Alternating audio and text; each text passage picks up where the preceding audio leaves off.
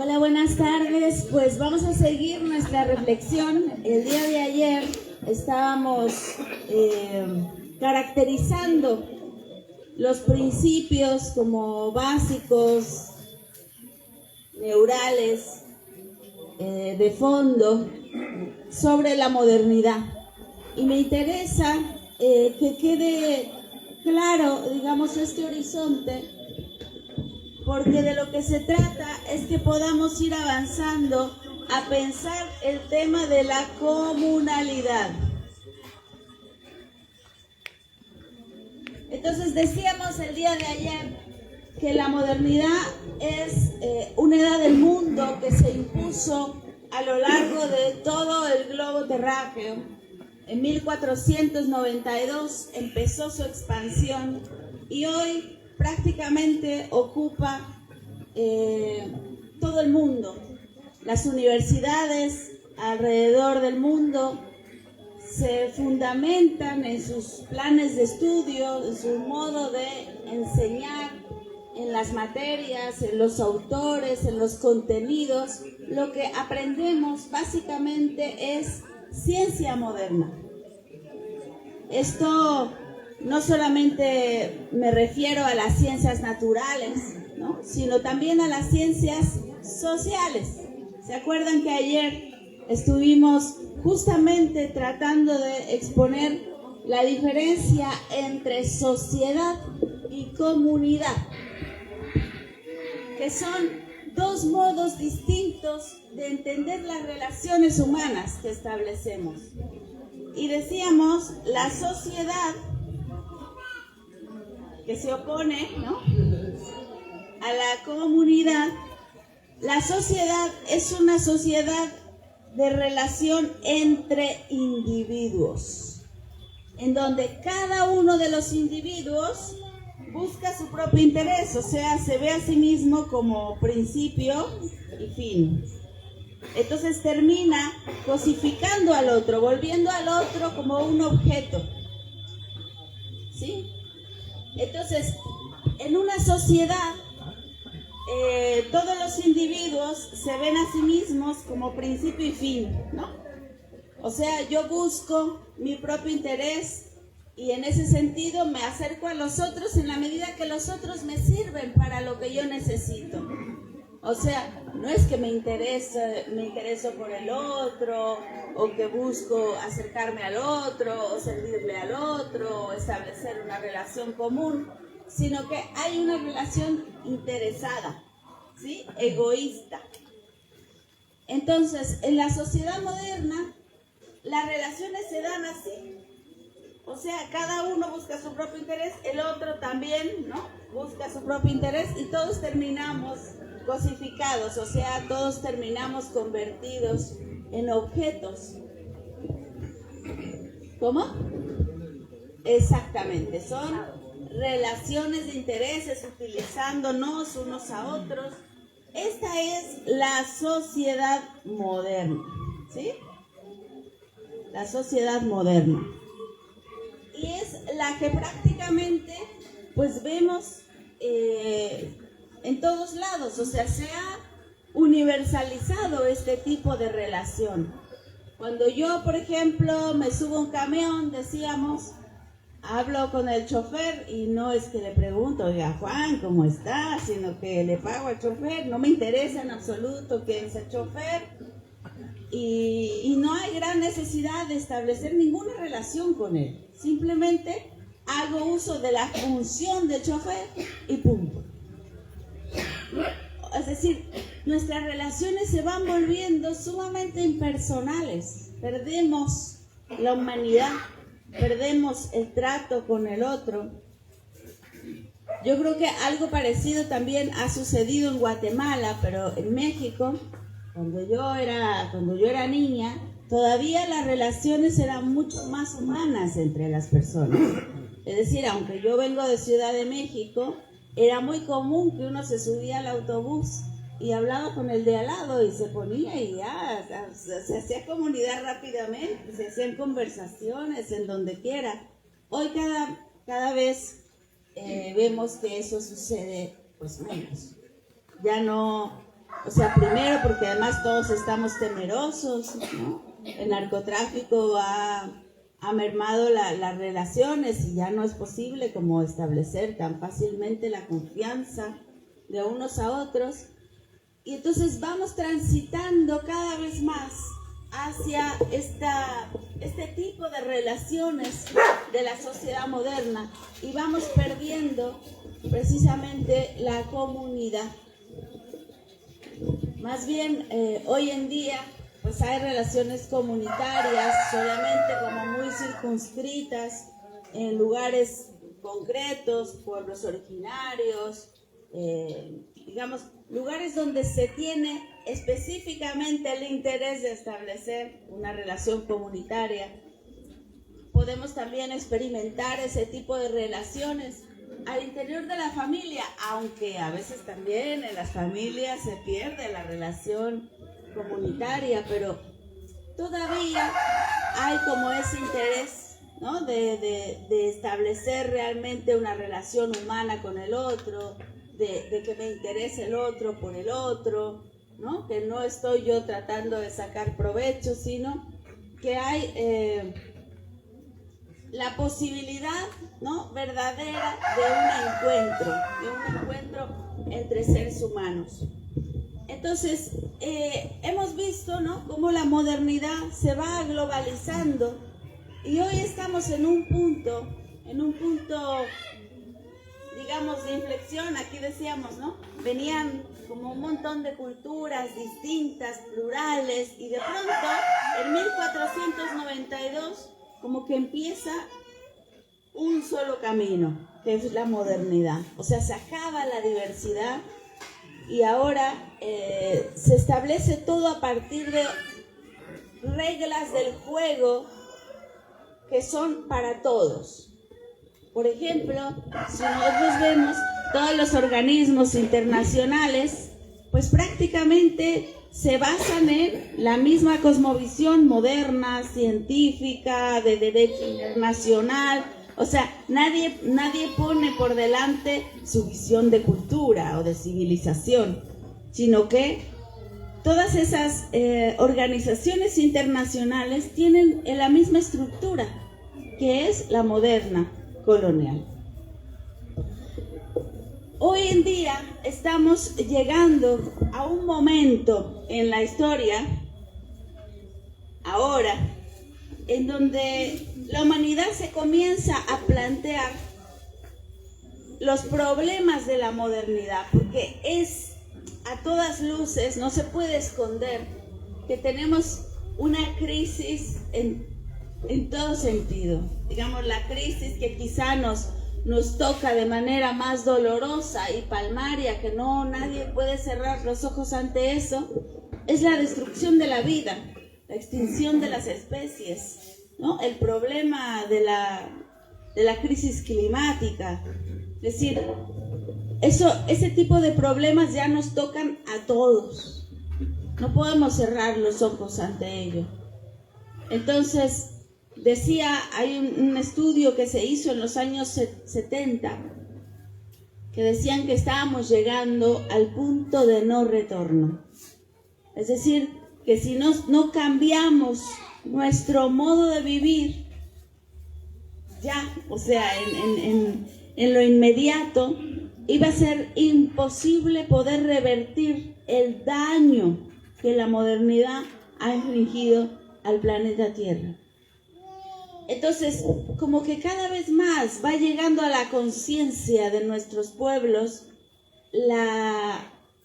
ahora sí como la evidencia de que este mundo, tal y como lo hemos conocido, este mundo, este modo de organización a nivel mundial, este modo de vida, tal y como lo conocemos, es imposible, es no factible.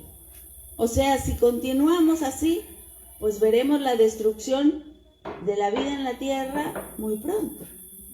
Entonces estamos en un momento en el que es necesario que demos vuelta, ¿no? Como un golpe de timón. Un golpe de timón de la humanidad. Porque así como va, ¿no? Esta ruta, pues vamos como en un tren directo a la destrucción final. Y quiero yo recordar un golpe de timón que planteó el comandante Hugo Chávez poco tiempo antes de pasar a otro plano. Él convoca, y yo quiero invitarlos a que busquen en Google un discurso que se llama así, golpe de timón.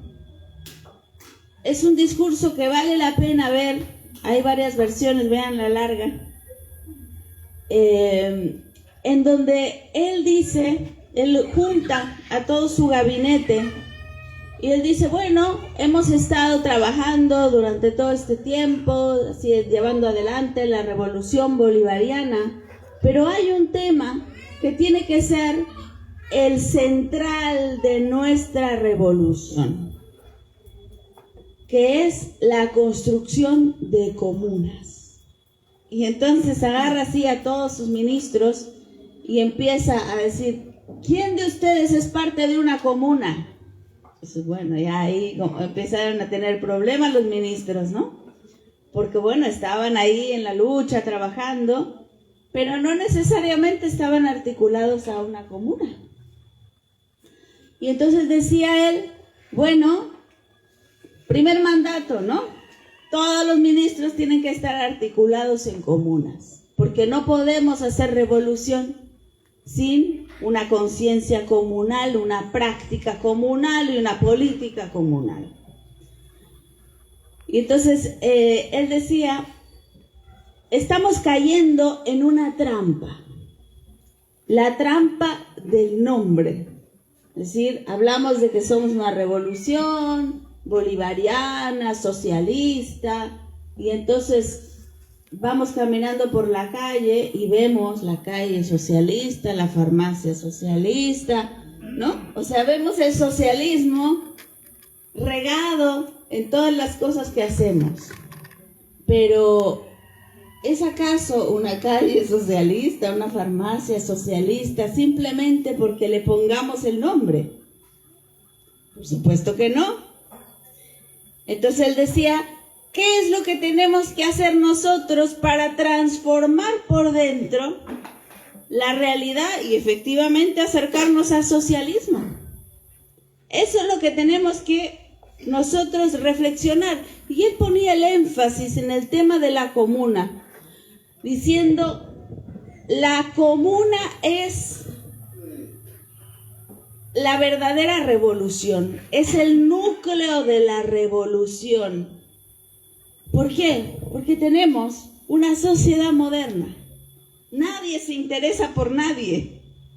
Tenemos que producir una transformación subjetiva, una transformación de las personas, una transformación del modo de vida.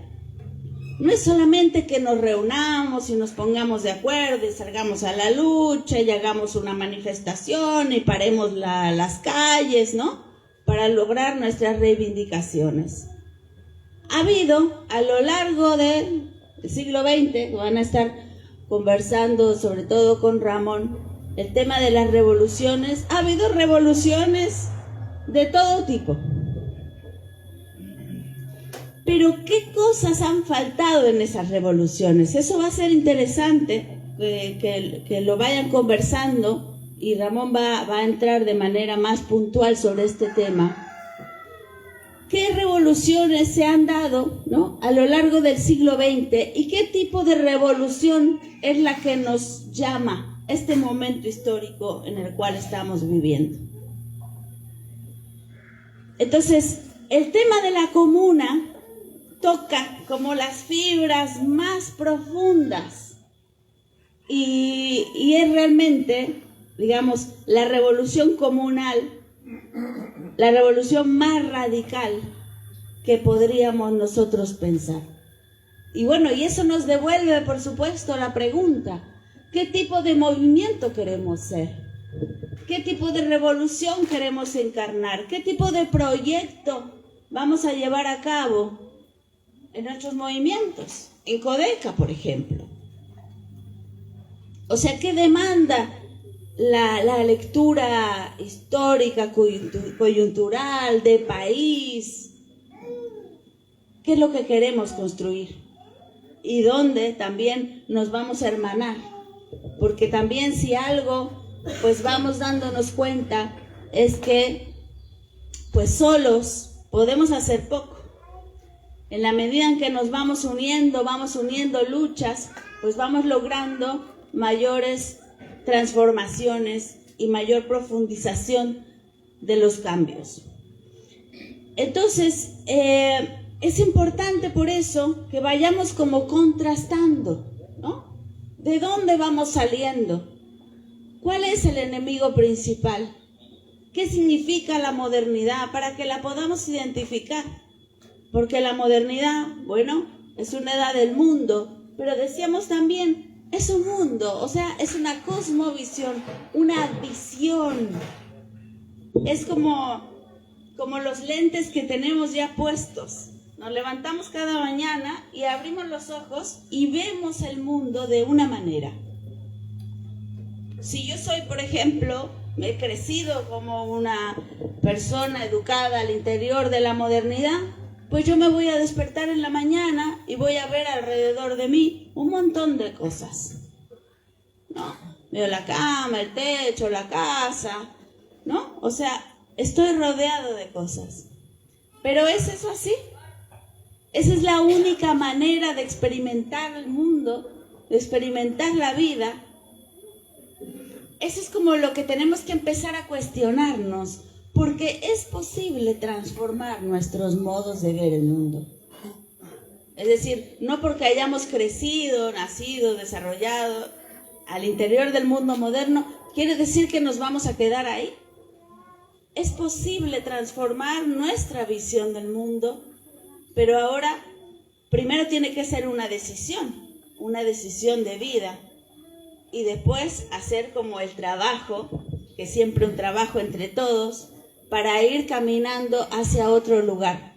Porque así como la modernidad se fue construyendo y tomó 500 años, imagínense, no es una cosa que se haga rapidito. El cambio, ¿no? La transformación también nos va a tomar tiempo. Espero que no 500 años, quizá el planeta Tierra no nos aguante tanto. Quizá haya que acelerar el ritmo. Pero lo cierto es que nos va a tomar tiempo. Porque algo también muy importante es que este mundo se va construyendo también a partir de narrativas. O sea, perdí ya mi plumón.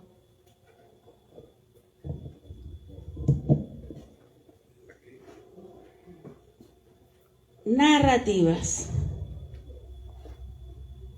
que son, digamos, los relatos, las historias, las teorías que sostienen esta visión de mundo, ¿no?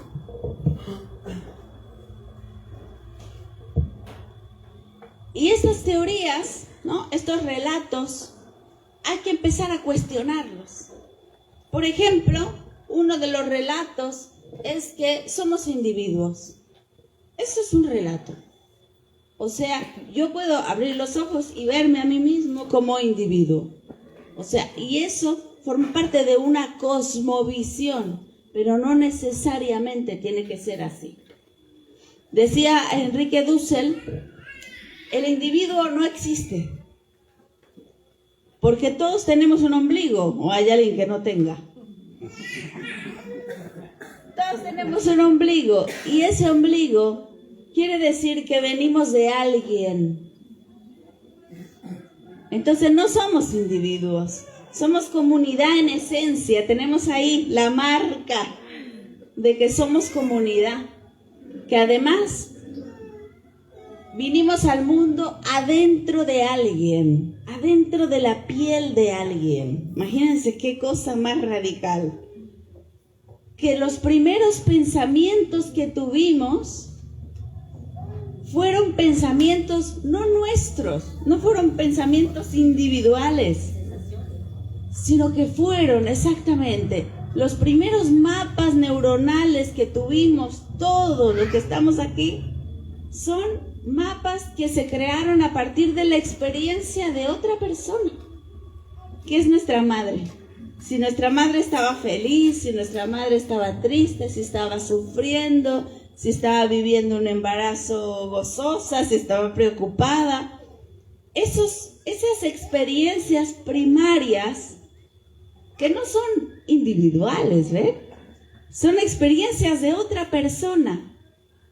Es la materia con la que nosotros nos construimos nuestro tejido primero, nuestra urdimbre, sobre las que tejen telar, saben de lo que hablo, ¿no? O sea, la malla sobre la que se va después a dibujar el tejido. Esas experiencias que son de otra persona son lo más íntimo nuestro. Miren qué cosa bonita, o sea, cada uno de nosotros en su esencia más profunda viene de otro. Entonces no hay individuos, sino que en realidad somos una comunidad ya siempre.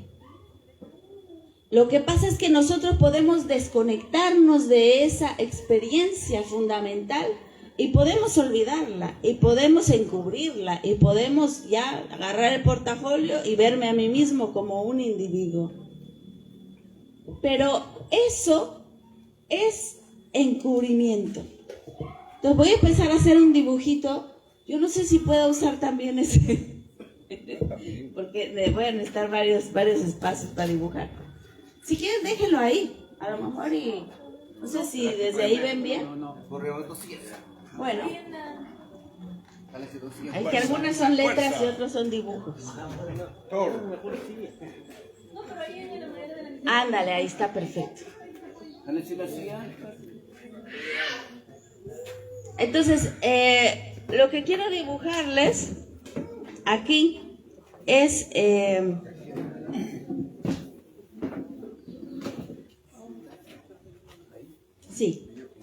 es que hay un nivel, digamos, de realidad. Le vamos a poner aquí la realidad real. Parece como muy insistente, ¿no? Pero es para que se vea que es ahí donde se dobla la bala, ya no hay más abajo, ¿no? En la realidad real. En la realidad real, todos somos comunidad. O sea, porque materialmente, ¿no? Esto que yo les expresaba, nuestros pensamientos más íntimos vienen de otro, nuestra carnalidad, bueno, fue gestada adentro de la carne de otro. O sea, venimos de ahí, realmente somos comunidad, ¿sí?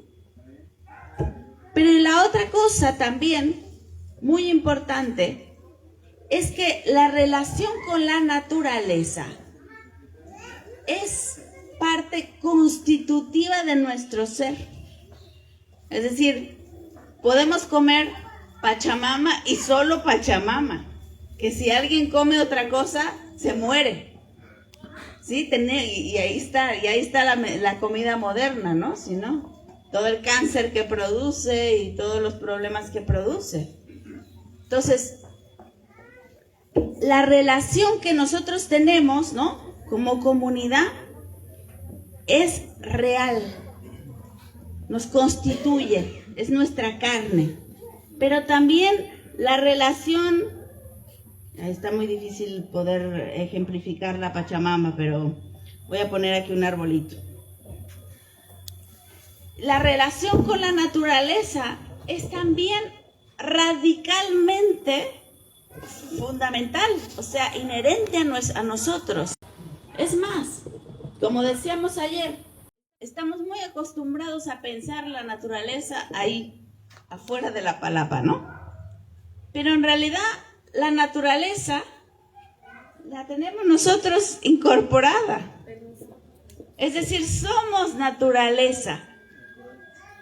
Pero normalmente la vemos así como separada, pero esa es parte de esta visión, ¿no? De esta cosmovisión que nos ha impuesto la modernidad, que vemos la naturaleza allá, enfrente, y no la vemos adentro, no nos vemos a nosotros como Pachamama, no nos vemos a nosotros mismos como naturaleza, sino separados de la naturaleza.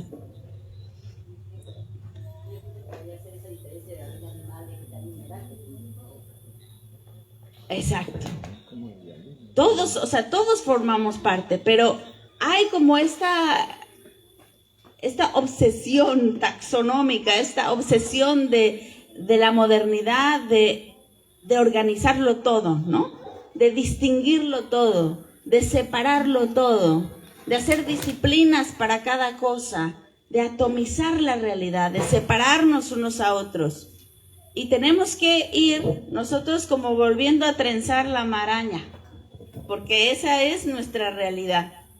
O sea, aprender a pensarnos desde esa realidad real. O sea, porque si yo les estoy hablando no de una idea, les estoy hablando de cómo estamos constituidos por dentro. Yo recuerdo, digamos, esto es una experiencia, pero son experiencias radicales que nos marcan en parte y que nos permiten como ver cosas más allá de lo evidente. Cuando yo estaba embarazada, para mí como que el embarazo fue una cosa milagrosa, ¿no? Que yo decía, ¿por qué nadie está hablando de esto? O sea, ¿por qué no es como, o sea, un tema central entre las mujeres, que hablemos sobre lo que significa? Yo lo que veía era una total ignorancia. O sea, todas las mujeres a mi alrededor eran ignorantes de todo, eran ignorantes de lo que significaba el embarazo, de lo que significaba, o sea, había como un afán de descansar todos los conocimientos en el médico. Ve al médico. El médico es el que tiene que saber, el médico es el que te tiene que revisar, el médico es el que te tiene que hacer el análisis. Y nadie me preguntaba a mí cómo estaba, ¿no? No, el médico tiene que decirte cómo estás. O sea, había como relegar, ¿no? Como darle ese poder a un varón, además, ¿no? Que no era una mujer, a un varón para que me diga, ¿no? Cómo tengo que sentirme, cómo tengo que comportarme, qué es lo que tengo que hacer. Y para mí durante ese proceso fue como un proceso, yo lo siento, como de despertar a la conciencia, esos 9 meses. Y recuerdo la primera vez que fui al médico a hacerme la revisión y que me dijo, el producto viene muy bien. Y yo quedé como asustada diciendo, no le diga, el producto. ¿Qué cosa? O sea, el objeto. Para mí fue como brutal. Yo decía, pero más respeto, pues, no estoy hablando de mi hijo, ¿no? Pero hay como una normalización de eso, es lo que les digo. En el mundo moderno somos objetos, pero no nos damos cuenta a qué punto tan radical, pues lo normalizamos, lo naturalizamos. Entonces, bueno, mi producto, que yo humanicé y decía, no, doctor, dígale mi bebé, por favor. Y poco a poco yo me di cuenta que yo dije, no, yo no quiero tener a mi hijo con este señor, ¿no? Ni con ningún doctor. O sea, porque había toda como una lógica del ser paciente. Y yo decía, ser paciente, ¿por qué tengo que ser paciente y no actuante, no? O sea, yo, digamos, voy a ser la que voy a parir, ¿no? Pero uno se pone como paciente. Entonces, hay toda esta lógica de ser objeto, de ser paciente, de ser pasivo, de que el actor realmente es el doctor que te va a hacer parir. O sea, todo el lenguaje, la lógica, para mí era como, wow, o sea, realmente la modernidad abraza todos los ámbitos de la vida, hasta el más íntimo del parir. Entonces, bueno, durante ese proceso me busqué finalmente una partera para tener mi bebé con una partera, con una mujer en casa.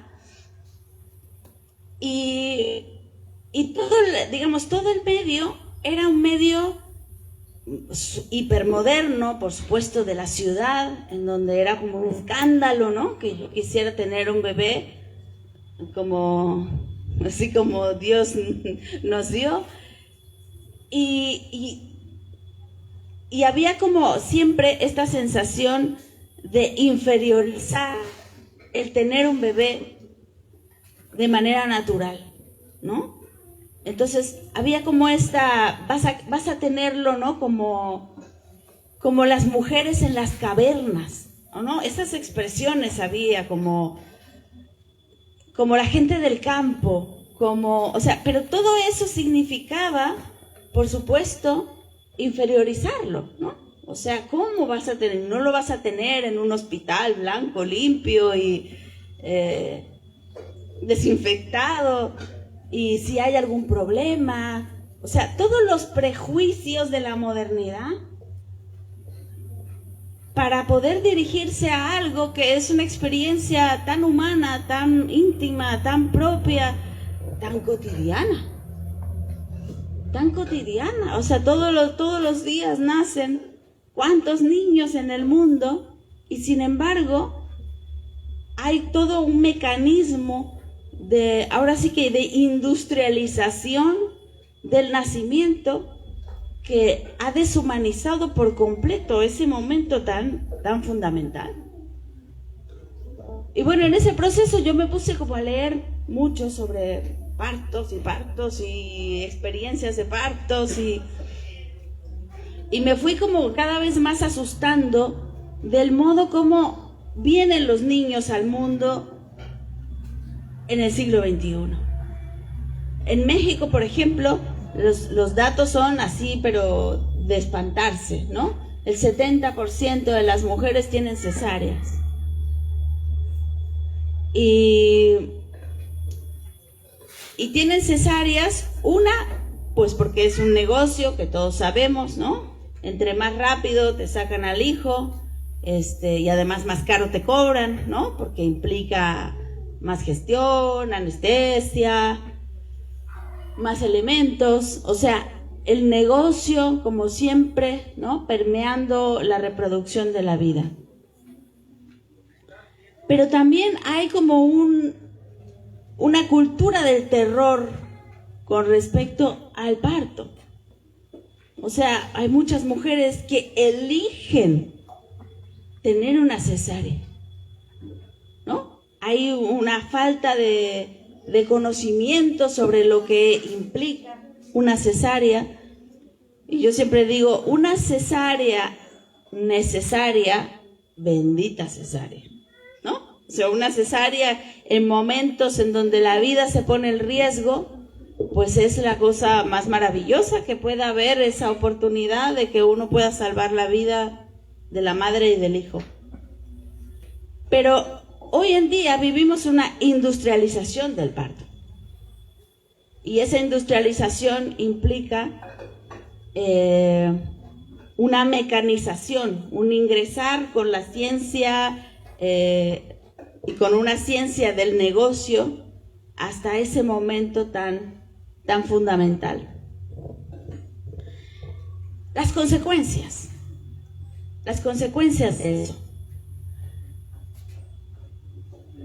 Hay muchos estudios que hablan sobre las culturas que son más cercanas y que cuidan de manera más radical la vida y la naturaleza.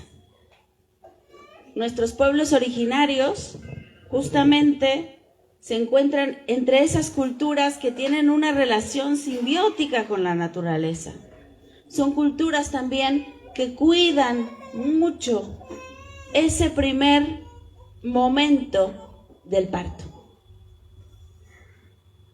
Es decir, el parto es un momento fundamental de la construcción comunitaria. El poder tener ese primer contacto con la madre, el cuidar, el apego, el cariño, el tener el bebé encima todo el tiempo. Las culturas, por ejemplo, la griega, culturas que son de la guerra, ¿qué hacían? Cuando venía un bebé al mundo, lo separaban de la madre. Y esa separación de la madre va generando en el instinto del bebé una mayor agresividad. Y claro, porque ellos eran cultura de la guerra, necesitaban que una persona fuera más agresiva. Entonces, hoy en día es como si se hubiese industrializado, ¿no?, la producción de seres humanos que vienen al mundo en condiciones muy adversas, en condiciones no de gozo, del venir al mundo, sino más bien del sufrimiento, de la separación de la madre, y el tener hoy en día, ¿no?, seres humanos mucho más indiferentes, más agresivos. Es decir, es algo que se produce también materialmente. Y decía un autor, queremos cambiar el mundo, cambiemos el modo como los niños vienen al mundo. Porque también se está produciendo el individuo moderno de manera real, de manera consciente. O sea, no es nada más una industrialización del parto, porque es un negocio, sino porque también generando esa separación de la madre, ¿no?, esa mecanización de los procesos, esa indiferenciación, esa indiferencia, ¿no? Entonces se va produciendo también un tipo de individuo. Y hay como mucha, digamos, uno puede ir profundizando cada vez más en los temas y es interesante porque se han hecho muchas investigaciones al respecto. Por ejemplo, cuando en el momento del parto se requiere una hormona que es la oxitocina. Esa es la hormona que le llaman la hormona del amor. Cuando uno, por ejemplo, abraza a otra persona, produce oxitocina. Cuando uno besa a otra persona, produce oxitocina. Es una hormona, digamos, que nos une a los otros y que nos genera en la corporalidad un estado de bienestar, de salud, de relajación, de tranquilidad.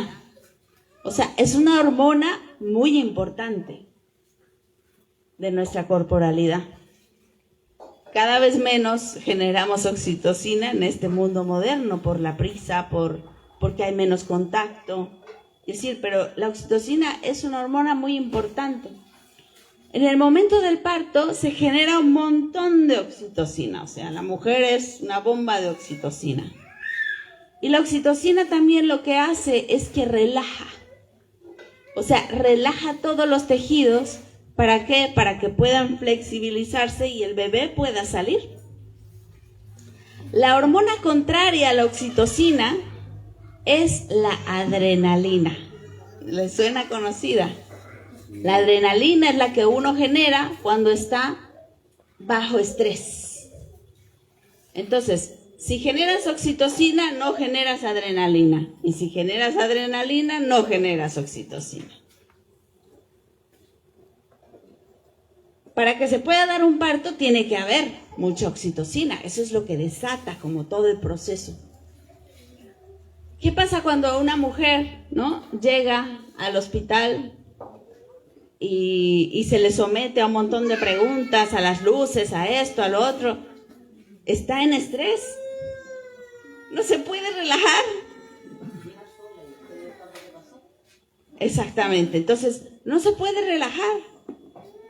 La luz, por ejemplo, la luz brillante no contribuye a la segregación de oxitocina, sino de adrenalina. Le ponen el foco, ¿no? Encima. Y hay condiciones que son completamente de estrés y después se preguntan que por qué las mujeres hoy en día no pueden parir. Y bueno, no pueden parir porque no hay condiciones de relajación, de tranquilidad, de intimidad para poder parir. Entonces, se ha ido, o sea, ¿será que la modernidad no sabe todo esto? Con toda su ciencia. Por supuesto que lo sabe. Por supuesto que lo sabe. Pero se está obstaculizando el poder tener nacimientos naturales que generen vínculos y entonces se está produciendo individuos modernos. O sea, este es algo orquestado,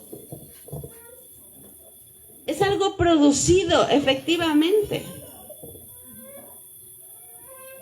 Entonces, generar comunidad, digo, siempre la pregunta es, ¿pero cómo pasamos de la sociedad a la comunidad? No hay una fórmula, porque tenemos que transformar tantas cosas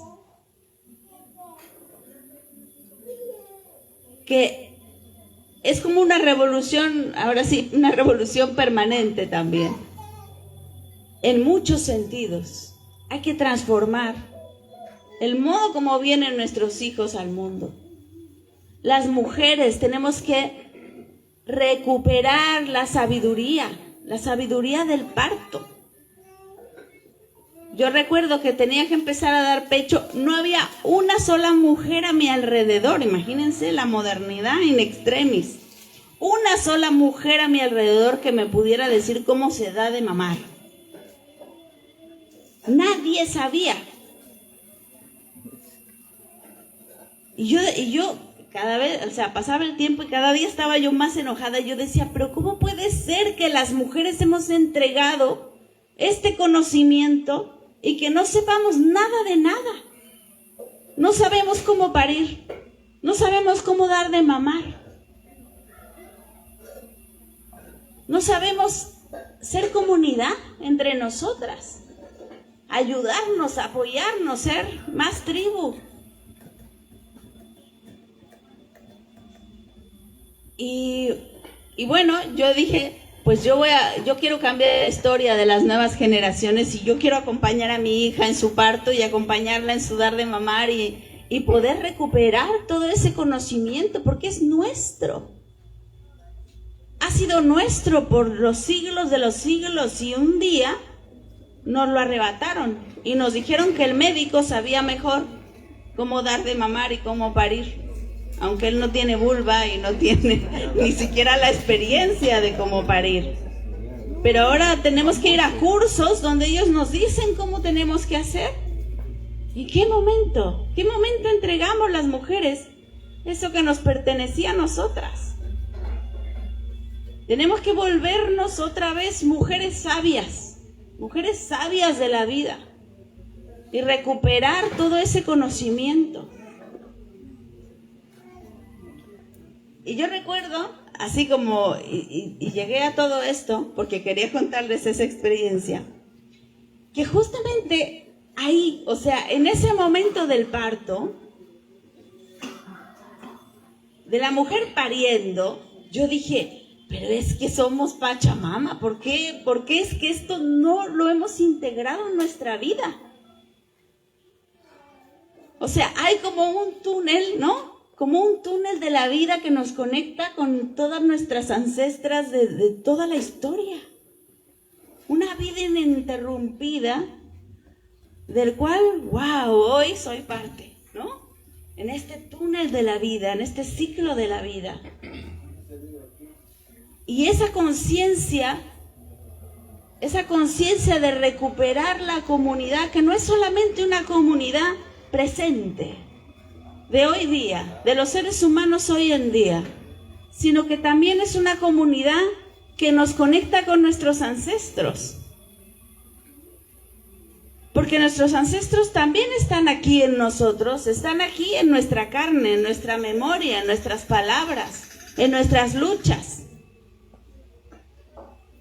Y tenemos que ir recuperando entonces la conciencia de la realidad real.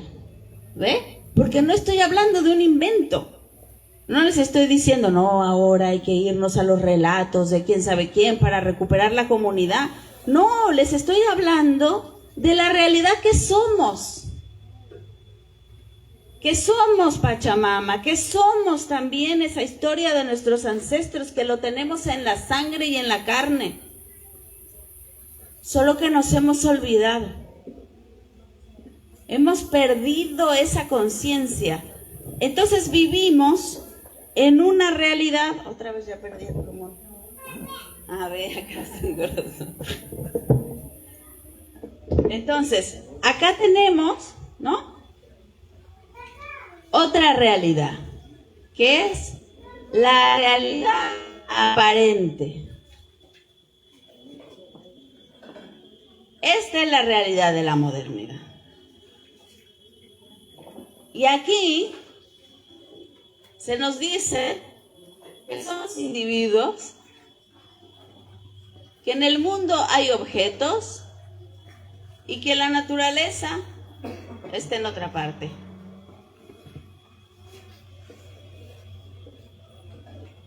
¿Y en qué se basa la modernidad? Y dice, no, pero mira, abre los ojos. Tú dime dónde ves la comunidad. Yo veo individuos. Es decir, la modernidad reflexiona sobre lo que ve, pero es sobre lo que ve con los ojos. Y nosotros tenemos que recuperar la realidad real que no se ve con los ojos.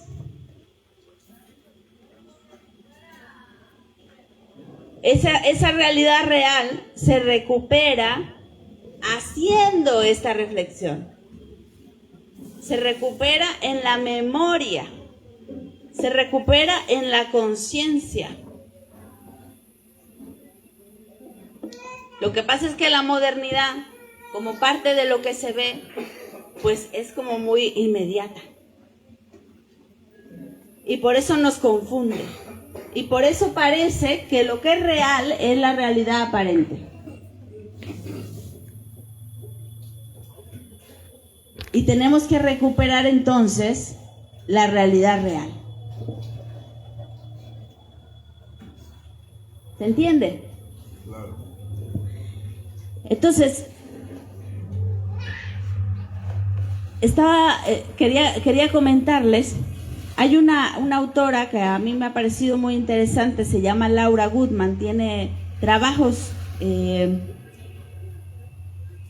importantes que nos hacen pensar mucho en el tema de la mujer, pero además de la mujer como madre, porque lo hemos aprendido todo a partir de la madre.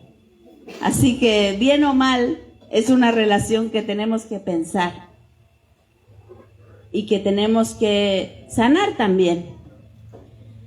Y ella decía, es muy interesante cómo se organizan los leones para dormir. Los leones ponen al centro a los cachorros. Después están las leonas alrededor y más en un círculo más amplio los machos. De manera que cualquier depredador que se acerca, pues primero tendrá que vérselas con los machos, después tendrá que vérselas con las fieras leonas para poder finalmente llegar a acceder a algún cachorro. esa estructura es la estructura comunitaria por excelencia. Y esa estructura brilla por su ausencia en la modernidad. Los niños están fuera siempre del espacio social. Y los machos terminan comiéndose a los cachorros, exactamente. Entonces, tenemos que ir transformando nuestros espacios también. Nuestros espacios para poder generar mayor comunidad. Continuamente las mujeres tenemos que deshacernos de nuestro ser mujer para poder estar en la lucha política, ¿sí o no? Porque no hay espacios amables para nosotros.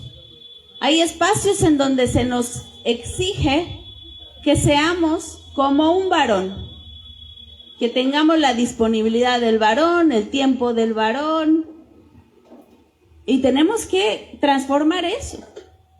Nuestras luchas comunitarias tienen que ser comunitarias.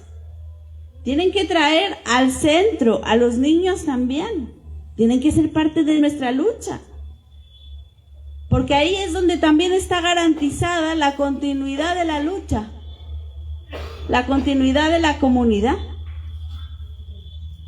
Y eso no se aprende teóricamente o no lo van a aprender allá en la escuela, lo van a aprender en la comunidad. Y la mujer tiene que tener ese espacio para que pueda estar acompañada, abrazada, contenida en ese espacio.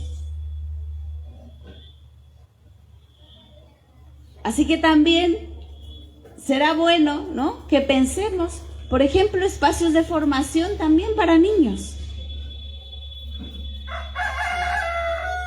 Que ellos sean los más emocionados y entusiasmados de estar, porque viene una asamblea, ¿no? Y ellos también son parte. Viene un proceso de formación y ellos se van a encontrar con sus pares y van a jugar también. Es decir, tenemos que ir pensando en comunidad realmente, sin que nadie se quede fuera o sin que nadie tenga que dejar de ser para poder estar. Porque parte de ser comunidad es que todos tengamos también necesidades distintas y seamos distintos y que podamos estar en un espacio que nos abraza, que nos contiene, que somos bienvenidos ahí. Y ese poner a los niños en el centro es muy importante porque se trata justamente de que vayamos criando en nosotros, que aprendamos a ser cada vez más nosotros, que nuestros hijos también aprendan lo que eso significa. Yo creo que ustedes deben tener también ese tipo de experiencias. Yo se las traigo porque me parecen interesantes, pero son comunes a muchos pueblos originarios. Hay un libro que yo recomiendo mucho, seguramente lo conocerán varios de ustedes, se llama Filosofar en clave tojolabal. ¿Lo conocen? No, bueno, se lo recomiendo mucho. Es un libro muy hermoso que da como mucho para pensar la comunidad. Lo encuentran en internet. Pongan Filosofar en clave tojolabal y está disponible en internet. Este es un libro de él es un austríaco de nacimiento, pero que se vuelve tojolabal. Tojolabal es una cultura, es un pueblo originario al sureste de México. Y él se fue a vivir entre los tojolabales y vivió entre ellos la mayor parte de su vida, y por eso digo se volvió tojolabal, porque la gente realmente lo adoptó. Y él cuenta en ese libro, Filosofar en clave Tojolábal.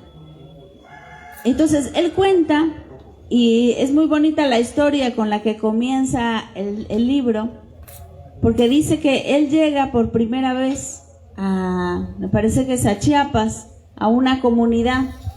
Él llega por grupos de comunidades de base teológicas, él estaba trabajando ahí, y entonces llega a una comunidad en donde hablaban su lengua, no sé si era celtal o algo así. Entonces la persona con la que él va le dice: mira, yo tengo que esperar porque va a haber una asamblea, así que espérame y cuando termine nos vamos, pero va a ser largo, o sea que paciencia. Entonces él va, se sienta y empieza la asamblea, y era un barullo, pero todo mundo hablaba al mismo tiempo, o sea, era así como un escándalo, ¿no?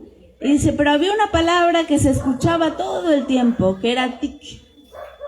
Entonces él escuchaba como tic, tic, tic, tic, tic, tic, tic, tic, tic, tic, tic. O sea, esa palabra se repetía por 1000. A medida que iba pasando el tiempo, como que iba bajando el barullo y se escuchaba la palabra siempre, ¿no? Tic, tic, tic, tic, tic, tic, tic, tic, tic, tic. Cada vez menos, tic, tic, tic, tic. Hasta que al final se levantó una persona, ¿no? Y empezó a decir tic, tic, tic. Bueno, mucho más complejo que eso. Y terminó de hablar y se acabó la asamblea. Y entonces, cuando termina la asamblea, pues ya se van y dice, oye, por favor, explícame qué pasó ahí, ¿no? O sea, eso era un caos y al final, bueno, la gente parece que llegaron a un acuerdo. ¿Qué quiere decir tic? Y él dijo, quiere decir nosotros. Entonces él dice en el libro, entendí mucho menos todavía. ¿Cómo que nosotros? ¿Cómo que todo el mundo estaba diciendo nosotros, nosotros, nosotros? 1000 veces. Y decía, sí, todos estaban diciendo nosotros, porque el consenso se trata de que, no de que gane una posición, sino que cada uno vaya teniendo una visión que vaya abrazando la idea del otro. Entonces se va construyendo el consenso en la medida que alguien va teniendo una visión que realmente abraza lo que piensa la mayoría. Entonces la última persona, o sea, todos tienen esa pretensión de ser nosotros, ¿no? De tener la palabra del nosotros. De que lo que dice cada uno pues sea válido para todos. Entonces se va como ampliando, ¿no? La visión, el consenso, hasta que al final alguien se levanta y entonces dice, bueno, nosotros pensamos esto y decidimos tal, y todo el mundo se queda callado. Ese es el consenso del nosotros. O sea, realmente alguien ha sido capaz de captar con su palabra lo que todo el mundo piensa. Esa es la construcción del consenso comunitario. O sea, no son fuercitas. No es que yo llego y gano al otro, que ya preparo a la gente que llega a la reunión y entonces ya tengo la reunión amarrada para que todo el mundo, digamos, esté de acuerdo conmigo. Y no, esos son los debates en la modernidad, en donde cada uno pues busca su propio interés y busca ganar a los demás en la toma de decisiones. El consenso es otra cosa. El consenso significa que uno va elevándose en sabiduría y que la palabra de uno realmente va tocando las fibras, va abriéndose. Hay una visión flexible y de construcción colectiva. Y eso por supuesto que es muy difícil, porque hay que trabajar mucho con el yo y que las cosas no sean exactamente como yo pienso, sino que sean como nosotros. O sea, esto implica realmente una ruptura con nuestros esquemas modernos occidentales. Porque normalmente tenemos la idea de que yo tengo la verdad. Eso es algo como intrínseco. El otro, por supuesto, que está en el error, ¿no? Y entonces se trata como de imponerme yo por sobre el otro, para que el otro tenga la verdad. Exactamente, exactamente, exactamente. Entonces, esto es muy distinto a venir, por ejemplo, a una asamblea y decir, bueno, aquí vamos a salir distintos de cómo entramos. Es decir, nadie tiene la verdad, ¿no? Y vamos a construir colectivamente. Eso implica ceder, eso implica ponerse cada uno en su lugar. Eso implica humildad. Eso implica mucho trabajo. Pero es el trabajo de nosotros. Es el trabajo de no lograr que el mundo sea como yo digo, sino que el mundo sea pues un lugar amable para todos, que el mundo sea una casa para todos. Entonces, bueno, Carlos Lenkensdorf cuenta en este libro que les cuento muchas anécdotas. Pero yo quisiera como enfatizar, por ejemplo, el tema de la crianza, que es otro tema importantísimo en la gestación de la comunidad. Y entonces él hace una comparación entre dos esquemas de crianza.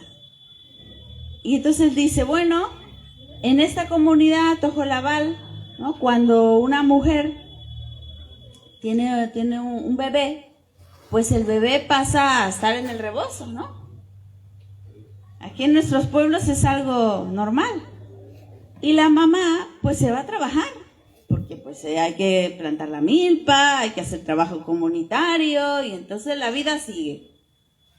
El bebé empieza a ver el mundo a partir de la misma altura de la mamá. Y él es parte ya de una comunidad de dos, porque además la mamá siempre lo trae encima. No es que lo deja ahí en una cuna y espérame, no, o sea, el niño, eso es impensable en las comunidades. Tú traes al bebé enredado en ti. Cuando después llega otro bebé, ¿no? Pues el primero pues ya se baja del rebozo.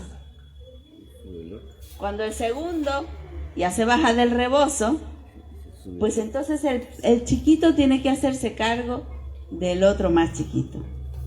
Y eso en la modernidad dirían, pero ¿cómo puede ser? Si es un niño, ¿cómo le vas a dar esa responsabilidad? Y dice, no, es que en los pueblos tojolabales nosotros estamos educando para la responsabilidad. ¿A qué vinimos sino al mundo? Al mundo vinimos a ser responsables. Y eso se enseña desde chiquitito. No es que ahorita no y después ya. No, que si no lo aprendes de chiquito no lo vas a aprender nunca. Y si no, ahí tenemos, ¿no?, a todos los irresponsables de la modernidad, ¿no?, a los individuos que buscan su propio interés y que no se quieren hacer responsable de nada, ni de sus acciones.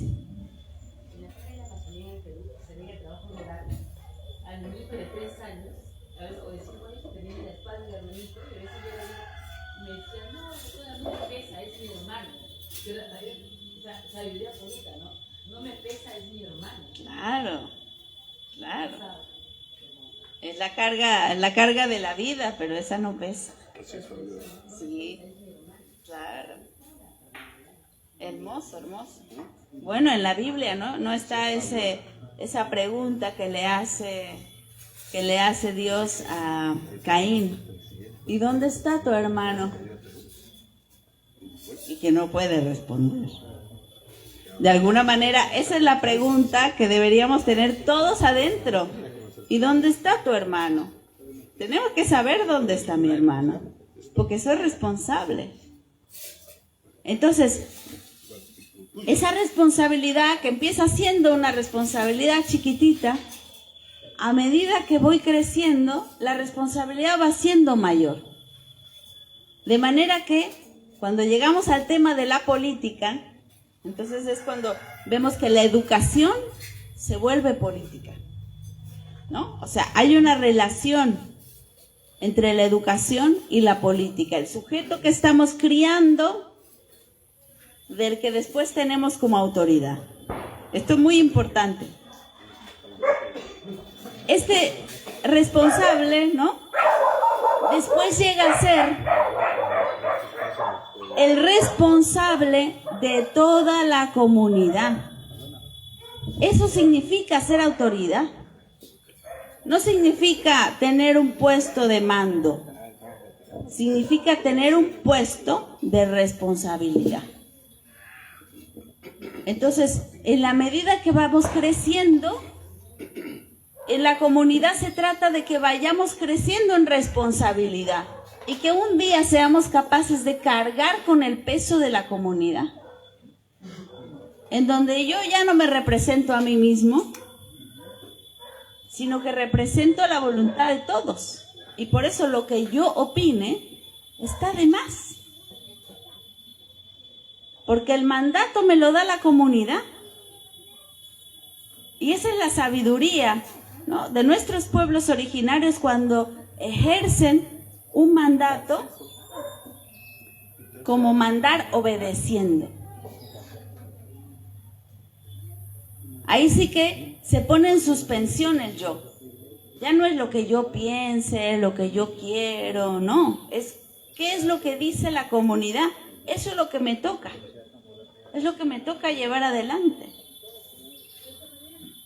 Entonces, hay una congruencia. ¿Cómo se da en la sociedad moderna, que es una sociedad de la irresponsabilidad, porque los niños están puestos ahí para jugar eternamente, ¿no? Entonces hay una industria completa del juego y de la irresponsabilidad, o sea, no porque son niños, entonces ahorita no, déjalos a ellos, que jueguen, se los tiene aparte para que no molesten, que agarren el teléfono, ¿no? Que se entretengan ahí. Y después, cuando ellos tienen puestos de mando, ¿cómo son? Mandan mandando. O sea, mandan desde su yo, porque nunca construyeron esa subjetividad en nosotros. O sea, en ese sentido, crecer en comunidad significa ser cada vez menos yo y cada vez más nosotros. Que nos podamos hacer cargo, que podamos ir venciendo de manera cada vez más radical el ego. Y eso es un proceso, y solamente se puede hacer en colectivo. Entonces, la comunidad es un esfuerzo que se va criando, que se va produciendo. No hay como una receta, ¿no? Una manera rápida. Hay que ir trabajando y hay que irnos entre todos corrigiendo, entre todos criticándonos.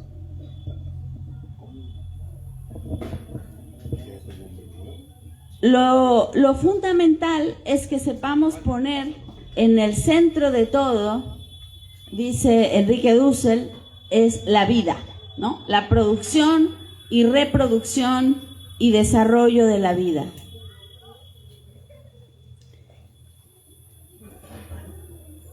Él dice, hay tres principios en la política. El poder producir, reproducir y desarrollar la vida, y eso significa poder. El poder se construye en el consenso, en el ponernos de acuerdo de cómo vamos a reproducir la vida, cómo vamos a armar la lucha, cómo vamos a dirigir, ¿no?, nuestros esfuerzos. Todo lo que hagamos, si lo hacemos en colectivo, tenemos que ir construyendo esos acuerdos.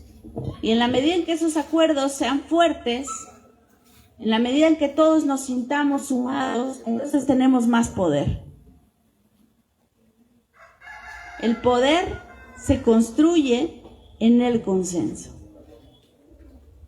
Por eso una comunidad puede más si tiene más integrantes.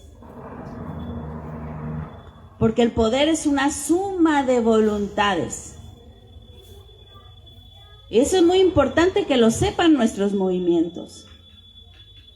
Que tenemos que desarrollar una cultura del consenso, una cultura de la construcción de los acuerdos, una cultura de la asamblea.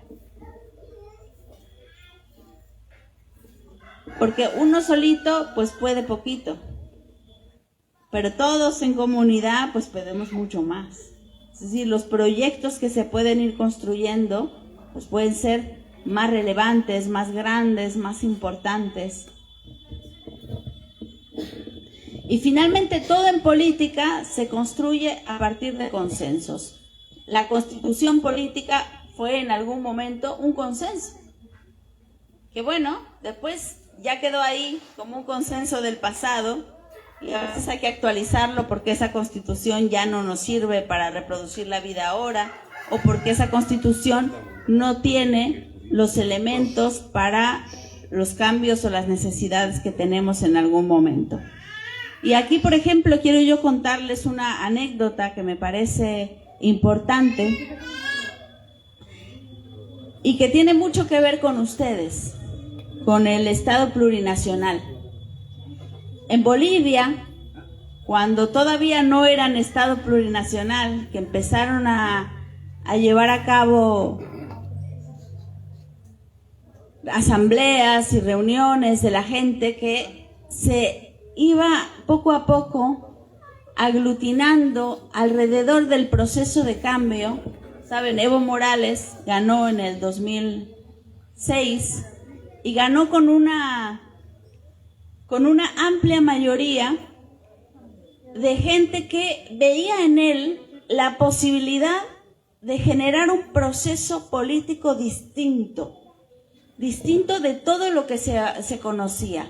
O sea, la gente lo veía y decía, es que es como si los pueblos originarios hubiésemos llegado a la presidencia.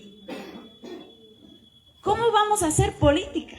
Tenemos que demostrar, ¿no?, que podemos hacer política de otra manera, o sea, no moderno. Tenemos que mostrar que es posible hacer política desde nuestra cosmovisión, desde nuestra visión de mundo, que se note. Y hubieron muchas discusiones, asambleas. Él mismo, Evo Morales, tenía un consejo de ancianos de distintas comunidades que participaban, algo así como su gabinete al principio, ¿no?, que era su consejo de ancianos, que lo acompañaba en los diálogos y en las decisiones. Y hubo gente que empezó a subir del valle con un mandato de transformar la Constitución. Y decía, porque esa Constitución, que fue fruto de esas revoluciones del siglo XX, que son modernas, que no tenían en la cosmovisión lo que nosotros queremos implementar desde nuestra visión de pueblos originarios, pues tenemos que transformar esa letra. O sea, esa Constitución no nos representa. Entonces empezaron a hacer, ¿no?, reuniones para una asamblea constituyente. Y los pueblos originarios decían, bueno, artículo 1, hay que ponerlo ahí, que quede, que la naturaleza es sujeto de derecho, pero nuestra Pachamama. Eso no está en la Constitución, esta moderna colonial. Tiene que quedar. Todos los abogados que acompañaban el proceso dijeron, ¿y eso? ¿Eso cómo? ¿Cómo que la naturaleza es sujeto? No, pues eso ¿cómo se puede hacer? Es decir, todo lo que ellos sabían, desde lo que ellos habían estudiado, del derecho moderno, que habían ido a la universidad, que ya eran abogados con maestrías y todo, nunca se les había ocurrido que la naturaleza pudiera tener derechos. Porque derecho puede tener el propietario, ¿no? El ser humano, que es propietario privado, ese tiene derechos. Pero la naturaleza, o sea, eso rompía, por supuesto, todas las estructuras que ellos conocían. ¿Cómo podemos hacer entonces una constitución desde nuestra visión de pueblos originarios y como que es el principio básico, porque nos comprendemos nosotros como hijos de la tierra, como hermanos, si esto no queda en la Constitución? Bueno, todos los abogados bolivianos quedaron reprobados porque no podían dar lugar a esta visión de los pueblos originarios. Es decir, las narrativas que tenían, las teorías, eran todas modernas. Entonces, ¿eso qué nos muestra? Nos muestra hoy que tenemos que avanzar también en la construcción de nuevas narrativas.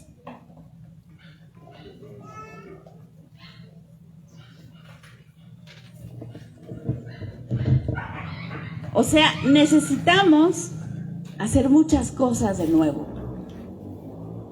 Porque la modernidad ha llegado a ser todo lo que es, porque tiene no solamente una subjetividad, no solamente teorías, o sea, tiene mucho trecho hecho, tiene instituciones, tiene realidades, o sea, ha producido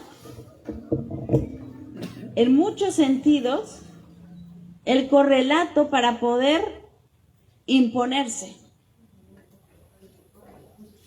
Aquí habíamos puesto realidad concreta, pero que es, por supuesto, aparente, ¿eh? En el caso de la modernidad.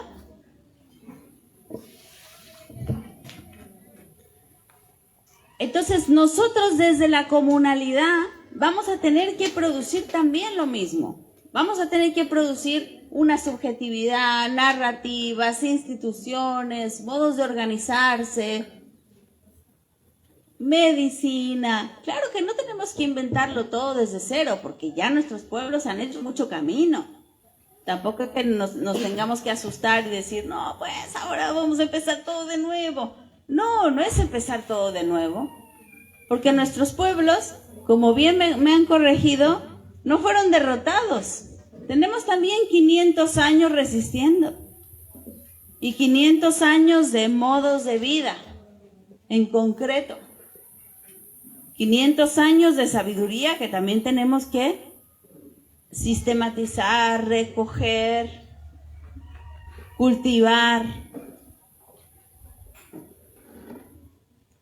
Y sobre todo yo diría, lo que tenemos que hacer es pensar sobre ese modo de vida comunitario que encarnan nuestros pueblos. O sea, no tenemos que inventar la pólvora, quién sabe de dónde. Tenemos que voltear a ver lo que somos, lo que hacemos, cómo criamos y empezar a pensar desde ahí el sentido de lo que estamos haciendo. Ese libro, por eso, el de Filosofar en Clave Tojolabal, es muy valioso por eso. Porque agarra, digamos, el modo como viven los pueblos tojolabales y empieza a reflexionar sobre eso, y decir, mira, o sea, esta es una educación para criar en nosotros. ¿Cómo cultivan nuestros pueblos originarios? La milpa, no el monocultivo, sino la milpa. ¿Por qué? Porque se trata de construir comunidad en todo sentido, también en los alimentos. Si tú pones un monocultivo, vas a terminar con los nutrientes de la tierra. En vez si pones frijol, maíz, chile, ¿no? Algunos toman nutrientes y otros dan nutrientes. Esa es la sabiduría de nuestros pueblos. La justicia. La justicia entre nuestros pueblos originarios no es una justicia punitiva, de te voy a castigar, ¿no?, por lo que has hecho, como la modernidad, la cristiandad intrínseca a la modernidad, sino más bien cuenta, ¿no?, Carlos Lenkensdorf, que dice, cuando en una comunidad se comete un delito, la comunidad se reúne y dice, todos hemos cometido un delito. Porque la comunidad también se tiene que hacer cargo. ¿Por qué es que una persona de pronto se vuelve contra? Dice, quizá nosotros lo dejamos solo. Quizá no lo educamos bien, quizá no nos preocupamos bien por él, quizá la mamá no le atendió bien. Es decir, es un problema de salud de todo el pueblo. Es decir, cuando algo nos duele, cuando algo no funciona, no se trata como de extirparse la parte, ¿no?, sino más bien de sanar. Y se sana atendiendo las causas. Y cuando una persona se vuelve contrario a la comunidad es porque no estaba bien entramado, no estaba bien tejido. Y la comunidad se tiene que hacer cargo también. Tiene que haber, digamos, responsabilidad de la persona, pero también la comunidad tiene que hacer su proceso de autorreflexión. En el caso así extremo, ¿no?, contaba de una persona que había matado a otra persona, o sea, una caso súper extremo. Entonces, ¿cómo la comunidad resuelve? Bueno, el asesino se tuvo que hacer cargo no solamente de su familia, sino de la familia del muerto. Es una manera de retejerlo en la comunidad, de que tome conciencia de lo que ha dañado. Dice, porque si lo metemos a la cárcel, decía la comunidad, si lo metemos a la cárcel pierden dos familias, el muerto y el asesino. O sea, hay más sufrimiento. Y no se trata de crear más sufrimiento, se trata de sanar. Y eso nos tiene que llevar a buscar rutas nuevas. Así que hay mucho por crear, hay mucho por producir, hay mucho por reflexionar en base a los modos de vida que ya tenemos. No es crear quién sabe qué de la nada, sino más bien es voltear a ver lo que ya hacemos y empezar a reflexionar sobre cómo eso funciona y cómo se puede metodológicamente ir expandiendo también a otros espacios. Es decir, la comunidad no se inventa, la comunidad se expande. Y hay siempre núcleos comunitarios, ¿no?, núcleos de confianza, núcleos de solidaridad. Y hay que aprender como a ir tejiendo cada vez más grande. Decía Hugo Chávez, ¿no?, las comunidades tienen que ser también como células que van tejiendo relaciones comunitarias también entre ellas. Porque si no, imagínense que yo tengo una comunidad bien comunitaria, ¿no?, pero bien peleada con la de al lado. O sea, para adentro bien comunitaria y para afuera social. O sea, me vuelvo a comportar como individuo con mi propio interés, solamente me intereso a mi comunidad. No. O sea, tenemos que aprender a ser comunitarios en serio y a ir tejiendo luchas y a ir tejiendo solidaridades más allá de nuestros propios espacios. O sea, la comunidad tiene que ser forma de vida. Y en ese sentido ir expandiendo, así como les decía yo, como si fuese la buena nueva. Hay que llevar la buena nueva de la comunidad a otros lugares, porque es además una invitación a la vida. La vida es comunitaria, no hay ningún solo organismo que se desarrolle a sí mismo, por sí mismo y desde sí mismo. Todos somos parte, todos somos codependientes unos de otros. No hay que tenerle miedo a la codependencia, la modernidad ha satanizado también la codependencia, ¿no? Nos dice, no tienes que depender de nadie, tienes que ser tú autónomo, libre. Tiene una narrativa, ¿ven? Y hay que desmontar esa narrativa, porque esas narrativas son una trampa. A veces, digamos, en el discurso somos muy comunitarios y luego en nuestras prácticas y en nuestra crianza somos muy modernos. Entonces tenemos que ir como construyendo esa coherencia e irnos como despertando a la conciencia de la comunidad. Y eso nos va a significar también poner en duda muchas cosas que hemos creído durante mucho tiempo, pero que hoy día pues valdrá la pena justamente cuestionar y volver a rehacer, ¿no? Y volver a repensar para ser fieles a la comunidad. Pues muchas gracias. Muchas gracias, Katia.